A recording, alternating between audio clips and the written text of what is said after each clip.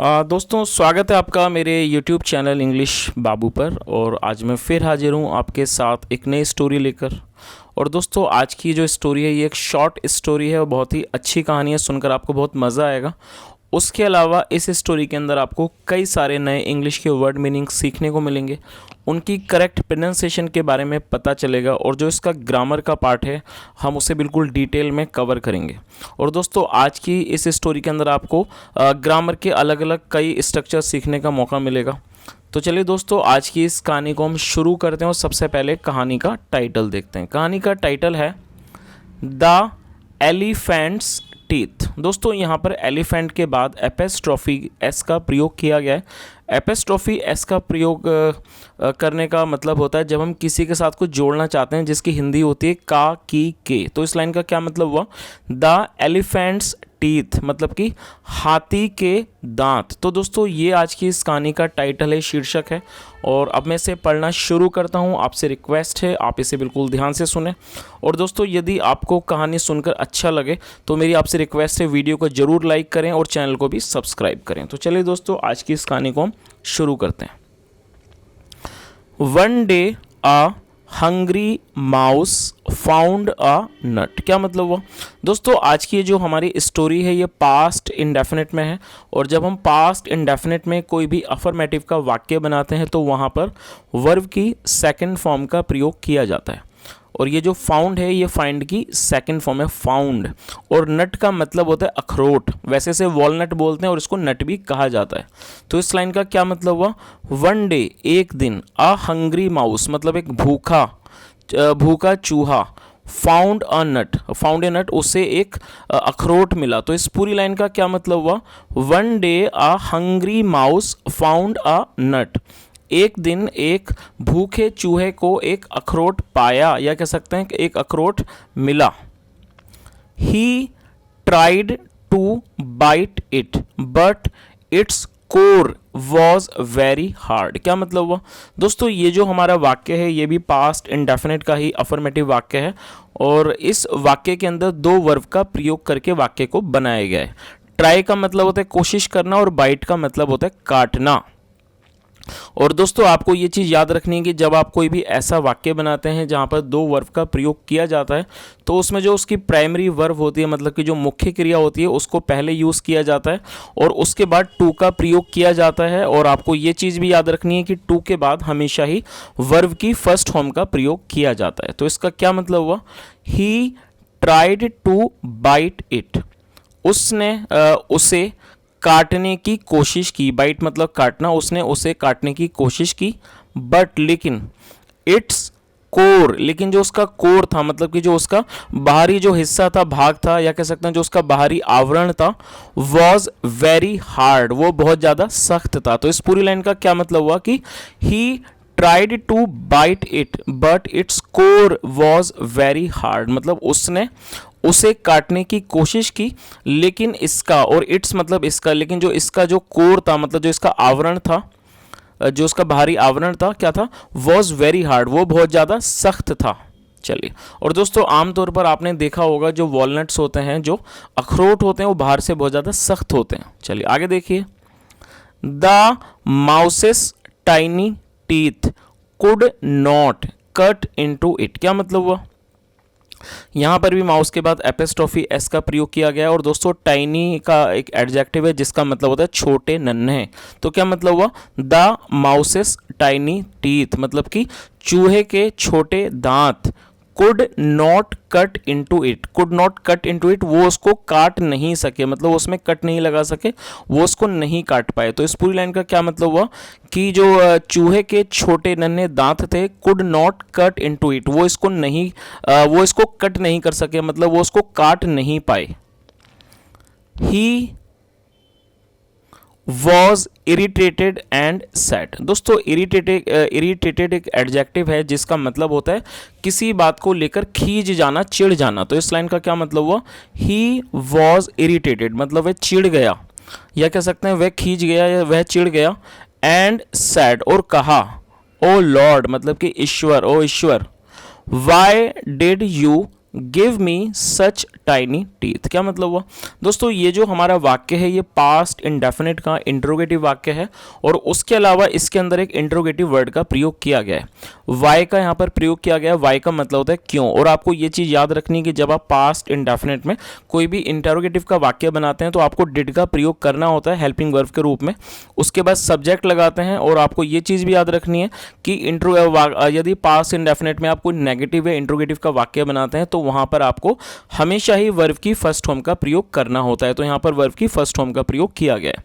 तो इस लाइन का क्या मतलब हुआ, ओ लॉर्ड मतलब कि हे ईश्वर, why did you give me such tiny teeth, कि आपने why did you give me such tiny teeth मतलब आपने मुझे इतने छोटे दांत क्यों दिए। और दोस्तों ये एक सवाल है जो उसने पूछा और जैसे मैंने आपको बताया वाई मतलब क्यों। और जब आप कोई इंट्रोगेटिव वर्ड का यूज़ करना चाहते हैं वाक्य के अंदर तो आपको सबसे पहले उसे लिखना होता है। तो इस लाइन का क्या मतलब हुआ, Y did you give me such tiny teeth मतलब कि हे ईश्वर आपने मुझे इतने छोटे दांत क्यों दिए। I have food but I can not eat. क्या मतलब हुआ दोस्तों, ये जो हमारा वाक्य है आई हैव फूड, सिर्फ यहाँ तक ये हमारा एक पजेसिव सेंटेंस है, प्रेजेंट का पजेसिव सेंटेंस है। पजेसिव का मतलब होता है जब हम कोई भी ऐसा वाक्य बनाते हैं जहाँ पर हम ये शो करना चाहते हैं कि किसी के पास कुछ है, तब हमें हैव का हैज़ या हैव का प्रयोग करना होता है हेल्पिंग वर्ब के रूप में। और आपको एक और चीज़ नोट करनी है कि यदि हमारा सब्जेक्ट ही, शी, इट या कोई भी सिंगुलर नाउन होता है तो वहाँ पर हैज़ का प्रयोग किया जाता है।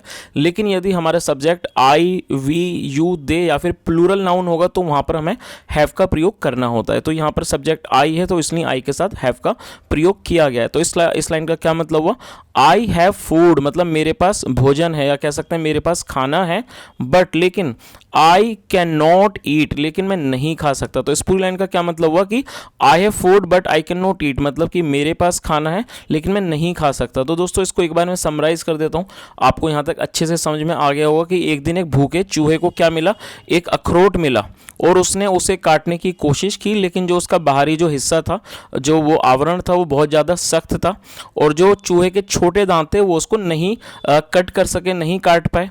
इसकी वजह से वो बहुत ज़्यादा चिढ़ गया और उसने क्या कहा कि हे मतलब कि ईश्वर आपने मुझे इतने छोटे दांत क्यों दिए, मेरे पास भोजन है लेकिन मैं उसे नहीं खा सकता। चलिए आगे देखते हैं। God heard his voice and came down क्या मतलब हुआ दोस्तों, ये जो हमारा वर्ड है HEARD ये हियर की सेकंड फॉर्म है। हियर का मतलब होता है सुनना और ये हियर की सेकंड फॉर्म है और इसकी जो करेक्ट प्रोनाउंसिएशन है वो है हर्ड। तो क्या मतलब हुआ, God heard his voice, his voice मतलब उसकी आवाज़। तो क्या मतलब हुआ, गॉड हर्ड हिज वॉइस ईश्वर ने उसकी आवाज़ को सुना, एंड केम डाउन और ये कम की सेकंड फॉर्म है, एंड केम डाउन और नीचे आ गए। तो पूरा मतलब क्या हुआ इस लाइन का कि ईश्वर ने उसकी आवाज़ को सुना और वो एंड केम डाउन और नीचे आ गए। डियर माउस मतलब क्या हुआ, डियर का मतलब प्यारे, DEAR डियर माउस मतलब कि प्यारे चूहे। गो जाओ and look at the teeth of other animals. क्या मतलब हुआ दोस्तों, ये जो हमारा वाक्य है यहाँ से गो एंड लुक ये हमारा इम्पेरेटिव सेंटेंस है और इम्पेरेटिव का मतलब होता है जब हम कोई ऐसा वाक्य बनाते हैं जहाँ पर हम किसी को कोई भी आदेश देते हैं। तो इस तरह के वाक्य को आदेशात्मक वाक्य कहा जाता है हिंदी में और इसी को इंग्लिश में इम्पेरेटिव वाक्य कहा जाता है जहाँ पर किसी व्यक्ति को कुछ करने के लिए आदेश दिया जाता है। और आपको ये चीज़ याद रखनी है कि अगर आप ऐसा कोई भी वाक्य बनाते हैं तो वहाँ पर वर्ब की फर्स्ट फॉर्म का प्रयोग किया जाता है। तो इसका क्या मतलब हुआ, माउस, डियर माउस मतलब कि प्यारे चूहे, गो जाओ and look at the teeth of other animals जाओ और अन्य जो पशु हैं दूसरे जो जानवर हैं उनके दांतों को देखो। Home so averse teeth you like और यहाँ पर भी होम सो एवर के बाद एपेस्ट्रॉफी एस का प्रयोग किया गया है। तो क्या मतलब हुआ, whomsoever's teeth you like मतलब जिसके भी दांत आपको अच्छे लगें, will be given to you. क्या मतलब हुआ दोस्तों, ये जो हमारा वाक्य है will be given to you, इसे मैं एक्सप्लेन कर देता हूँ। ये हमारा फ्यूचर इंडेफिनिट का पैसिव वॉइस का वाक्य है और आपको इसका जो स्ट्रक्चर है वो आप उसे नोट कर सकते हैं। जब आप फ्यूचर इंडेफिनिट में कोई भी पैसिव वॉइस का वाक्य बनाना चाहते हैं तो वहाँ पर विल बी का प्रयोग किया जाता है और विल बी के साथ वर्ब की थर्ड फॉर्म का प्रयोग किया जाता है। तो इस लाइन का क्या मतलब हुआ? Whomsoever's teeth you like, मतलब जिसके भी दांत आपको पसंद है, will be given to you, वो आपको दे दिए जाएंगे। तो इस पूरी लाइन का मतलब आप अच्छे से समझ गए होंगे। और यहाँ से मैं एक बार इसको समराइज कर देता हूँ कि जो ईश्वर ने उसकी आवाज़ को सुना, वो नीचे आ गए और उन्होंने क्या कहा कि प्यारे चूहे कि आप जाओ और देखो, मतलब जिस भी मतलब सभी जानवरों के, सभी पशुओं के दांतों को देखो, और जिसके भी दांत आपको अच्छे लगें, will be given to you, वो आपको दे दिए जाएंगे। चलिए आगे देखिए। सो इसलिए the mouse went in search of different animals, क्या मतलब हुआ? दोस्तों ये जो वर्ड है SEARCH, सर्च, आपने कई बार सुना होगा और आप इस वर्ड को आज दोबारा से नोट कर सकते हैं। सर्च एक वर्ब है जिसका मतलब होता है ढूंढना, ये एक क्रिया है और उसके अलावा ये एक संज्ञा भी है, मतलब ये एक नाउन भी है जिसका मतलब होता है खोज या फिर तलाश। तो आप इस वर्ड को अच्छे से नोट कर सकते हैं। और जैसा मैंने आपको बताया कि ये वर्ब भी है, और वर्ब मतलब कि ये क्रिया है, और क्रिया होने के साथ साथ ये एक नाउन भी है, मतलब संज्ञा भी है। तो इस लाइन का क्या मतलब हुआ? सो इसलिए द माउस वेंट, जो चूहा था वो गया, in search of different animals. In search of different animals मतलब अलग अलग पशुओं की, अलग अलग जानवरों की खोज में वो गया। चलिए आगे देखिए। He looked at the teeth of many animals, क्या मतलब हुआ? और दोस्तों ये भी हमारा पास्ट इंडेफिनिट का ही वाक्य है। Looked at the teeth of many animals मतलब उसने कई जानवरों के दांतों को देखा। फाइनली, दोस्तों फाइनली एक एडवर्ब है जिसका मतलब होता है आखिरकार या फिर अंततः। Finally he saw the teeth of an elephant, और ये सी की सेकंड फॉर्म है SAW। और दोस्तों कई लोग इसको सा पढ़ते हैं जो कि गलत प्रोनाउंसिएशन है, तो आपको इसे हमेशा सॉ पढ़ना है। तो इस लाइन का क्या मतलब हुआ? फाइनली मतलब आखिर में, या कह सकते हैं अंततः, ही सॉ उसने देखा, the teeth of an elephant उसने एक हाथी के दांतों को देखा। He was very much impressed by the long white teeth of the elephant, क्या मतलब हुआ? दोस्तों ये जो वर्ड है इम्प्रेस्ड, इसका मतलब होता है प्रभावित होना। तो इस लाइन का क्या मतलब हुआ कि he was very much impressed, मतलब वह बहुत अधिक, बहुत ज़्यादा क्या था? प्रभावित हुआ, बहुत ज़्यादा प्रभावित था। बाय द लॉन्ग, किससे प्रभावित था? बाय द लॉन्ग मतलब लंबे, वाइट, सफ़ेद टीथ ऑफ द एलिफेंट, मतलब कि वो बहुत ज़्यादा प्रभावित हुआ। किस चीज़ से प्रभावित हुआ? By the long white teeth of the elephant, मतलब हाथी के लंबे और सफ़ेद दांतों से वो बहुत अधिक प्रभावित हुआ। चलिए आगे देखिए। He asked the elephant, ask मतलब पूछना, तो इस लाइन का क्या मतलब हुआ? ही आस्क्ड द एलिफेंट, उसने हाथी से पूछा। Are you happy with your teeth, क्या मतलब हुआ? दोस्तों ये जो हमारा वाक्य है are you happy with your teeth, ये हमारा सिंपल प्रेजेंट का वाक्य है। जब हम कोई भी ऐसा वाक्य बनाते हैं जो कि वर्तमान में होता है, सिंपल में होता है, लेकिन वहाँ पर किसी भी प्रकार की क्रिया का मतलब वर्ब का प्रयोग नहीं किया जाता है, सिर्फ नाउन और एडजेक्टिव को लेकर वाक्य बनाया जाता है, तो जो इस तरह का वाक्य होता है वो सिंपल प्रेजेंट का वाक्य कहलाता है। और यदि आपको उसे इंट्रोगेटिव बनाना चाहते हैं, मतलब कि प्रश्न आप उसको बनाना चाहते हैं, तो वहाँ पर सबसे पहले हेल्पिंग वर्ब का प्रयोग किया जाता है। तो इस लाइन का क्या मतलब हुआ? और यहाँ पर यू के साथ आर का प्रयोग किया गया है, और क्योंकि क्वेश्चन है, इंट्रोगेटिव है, इसलिए यहाँ पर हेल्पिंग वर्ब का पहले प्रयोग किया जाता है। तो इस लाइन का क्या मतलब हुआ? ही आस्क्ड द एलिफेंट, उसने हाथी से पूछा। आर यू हैप्पी, क्या आप खुश हो? विद योर टीथ, क्या मतलब हुआ?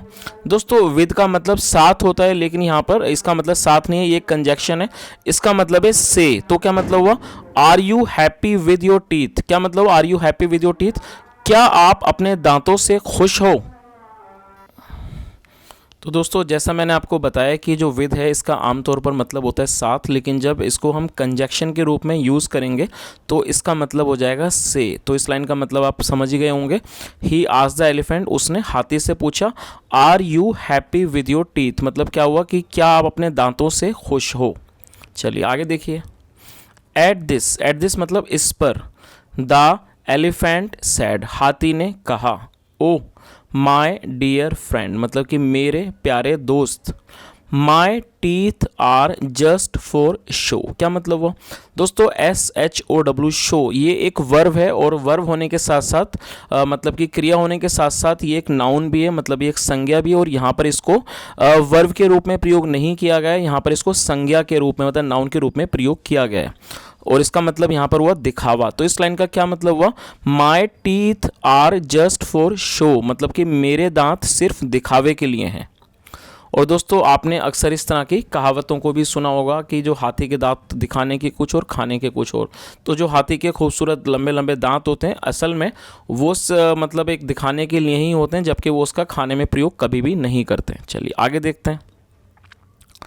I can not use them for chewing, क्या मतलब हुआ, और यहाँ पर जो दैम है ये दांतों के लिए प्रयोग किया गया। तो क्या मतलब हुआ, I can not use them, मैं उनका इस्तेमाल नहीं कर सकता। For chewing, for chewing, chewing मतलब चबाना, फॉर च्यूइंग मतलब चबाने के लिए। तो इस पूरी लाइन का क्या मतलब हुआ, I can not use them for chewing, मतलब मैं इनका इस्तेमाल चबाने के लिए नहीं कर सकता। I simply have to bear the heavy weight of my teeth. दोस्तों मैंने बाई मिस्टेक इसको बेयर पढ़ा है, जो कि गलत प्रोनाउंसिएशन है। जो इसकी करेक्ट प्रोनाउंसिएशन है वो है बेयर, तो आप इसको बेयर ही समझें। और बेयर का मतलब होता है सहन करना, बर्दाश्त करना। तो और क्या मतलब, I simply have to bear. और हैव टू का प्रयोग जब किया जाता है, आप इससे ये जो स्ट्रक्चर है आप इसे नोट कर सकते हैं। जब आप कोई भी ऐसा वाक्य बनाना चाहते हैं जहाँ पर किसी तरह का फोर्स का यूज़ हो, जहाँ पर हम ये शो करना चाहते हैं कि किसी व्यक्ति को कोई भी काम व्यवस्था की वजह से कोई मजबूरी में करना होता है, उस काम को करने की उसकी इच्छा नहीं होती है, तो जो इस तरह का वाक्य है वो प्रेजेंट का फोर्स्ड एक्शन सेंटेंस कहलाता है। तो ये हमारा प्रेजेंट का फोर्स्ड एक्शन सेंटेंस है। और जैसा मैंने आपको बताया, जब हम ऐसा कोई भी वाक्य बनाते हैं जहां पर हम ये शो करना चाहते हैं कि व्यक्ति कोई भी ऐसा काम कर रहा है जिसकी वो करने की इच्छा नहीं रखता है, तो वहां पर हैव टू का प्रयोग किया जाता है हेल्पिंग वर्ब के रूप में। तो इस लाइन का क्या मतलब हुआ, I simply have to bear the heavy weight, heavy weight मतलब भारी वजन, ऑफ माई टीथ मतलब कि मुझे अपने भारी दांतों का वजन, जो मेरे मतलब कि क्या हैवी वेट मतलब जो मुझे अपने भारी दांतों के वजन को सहन करना पड़ता है। तो इस पूरी लाइन का मतलब आपको समझ में आ गया होगा, I simply have to bear the heavy weight of my teeth, मतलब मुझे अपने भारी दांतों के वजन को बर्दाश्त करना पड़ता है, कह सकते हैं मेरे अपने भारी दांतों के वजन को सहन करना पड़ता है। चलिए आगे देखिए। On hearing this, on hearing this मतलब ऐसा सुनकर, द माउस थैंक्ड गॉड। और दोस्तों थैंक का मतलब होता है धन्यवाद देना, शुक्र करना किसी का, और ये सेकंड फॉर्म है। तो क्या मतलब हुआ, ऑन हियरिंग दिस मतलब ये सुनकर, द माउस थैंक्ड गॉड, चूहे ने ईश्वर को धन्यवाद किया। For giving him smaller teeth, क्यों किया धन्यवाद ईश्वर का, फॉर गिविंग हिम उसे देने के लिए, स्मॉलर टीथ छोटे दांत। तो इस पूरी लाइन का क्या मतलब हुआ कि ऑन हियरिंग दिस मतलब ये सुनने के बाद, the mouse thanked God for giving him smaller teeth मतलब चूहे ने ईश्वर को धन्यवाद दिया उसे छोटे दांत देने के लिए। तो दोस्तों ये जो आज की कहानी थी, वाकई में कहानी बहुत छोटी है, लेकिन जो इस कहानी का जो मैसेज है, कहानी का जो संदेश है बहुत ही प्यारा है। कई बार हम अपनी छोटी छोटी चीज़ों के अंदर खुश नहीं होते हैं और हमें ऐसा लगता है कि ये हमारे लिए ठीक नहीं है, लेकिन शायद हम ये नहीं जानते कि जो ईश्वर ने हमें दिया है, ऊपर वाले ने जो हमें दिया है, वो हमारे लिए सबसे अच्छा है। तो दोस्तों ये आज की एक छोटी सी कहानी थी, और यदि आपको कहानी अच्छी लगी हो और मेरा पढ़ाने का प्रयास भी अच्छा लगा हो तो आपसे रिक्वेस्ट है वीडियो को ज़रूर लाइक करें, शेयर करें, चैनल को दोस्तों ज़रूर सब्सक्राइब करें, सब्सक्राइब करना बिल्कुल ना भूलें, बेल आइकन प्रेस करें ताकि आपको नोटिफिकेशंस मिलती रहें। और यदि आपका कोई भी सुझाव हो तो कमेंट के माध्यम से ज़रूर बताएं। यहाँ तक सुनने के लिए thank you so much. Have a nice day and bye.